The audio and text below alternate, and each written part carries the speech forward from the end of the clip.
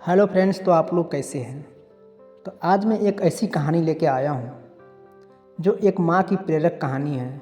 जो एक माँ अपने बच्चों की खुशी के लिए हर मुश्किल सहन करती है। तो आइए कहानी शुरू करते हैं। एक छोटे से गांव में सरिता नाम की एक महिला अपने 2 बच्चों अंशु और नीतू के साथ रहती थी। सरिता के पति रवि का देहांत एक दुर्घटना में हो चुका था, जिसके बाद सरिता पर पूरे परिवार की जिम्मेदारी आ गई थी।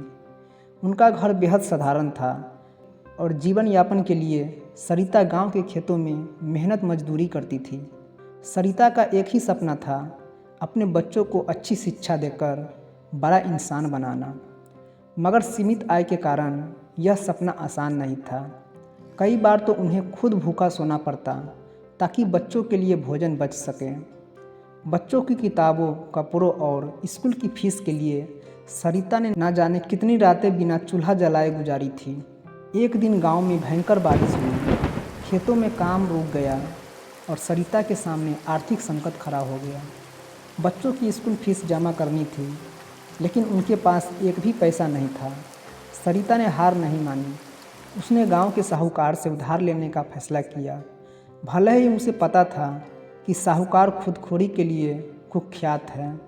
साहूकार ने कठोर शर्त रखी, यदि वह समय पर पैसा नहीं लौटा सकी तो उसका घर जब्त कर लिया जाएगा। बच्चों की शिक्षा के लिए सरिता ने यह शर्त मान ली। उसने दिन रात मेहनत की, सुबह खेतों में काम करती और रात में कपड़े सिलाई का काम। उसकी मेहनत देखकर गांव के लोग भी दंग रह जाते थे। फिर एक दिन अंशु का स्कूल में चयन एक बड़े विज्ञान प्रतियोगिता के लिए हो गया। उसे शहर जाकर पढ़ाई करने का मौका मिला। यह सुनकर सरिता की आंखों में खुशी के आंसू आ गए, मगर इस मौके के लिए पैसे की ज़रूरत थी। सरिता ने अपनी माँ की दी हुई एकमात्र यादगार चूड़ियाँ बेच दी ताकि अंशु का भविष्य संवारा जा सके। कुछ सालों बाद अंशु और नीतू दोनों पढ़ाई पूरी करके अच्छे पदों पर पहुँच गए। अंशु एक वैज्ञानिक बन गया और नीतू एक सफल डॉक्टर। जब वे गांव लौटे तो उनके पास खुशियों की सौगात थी। उन्होंने अपनी माँ के लिए एक सुंदर घर बनवाया और साहूकार का सारा कर्ज चुका दिया।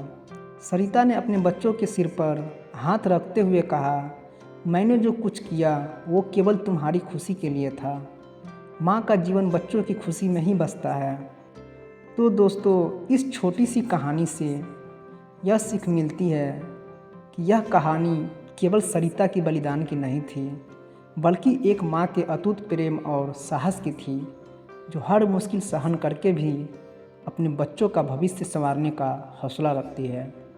तो आप लोगों को ये कहानी कैसी लगी तो कमेंट में ज़रूर बताइएगा, और कहानी अच्छी लगी तो एक लाइक ज़रूर कर दीजिएगा और चैनल को सब्सक्राइब ज़रूर कर लीजिएगा।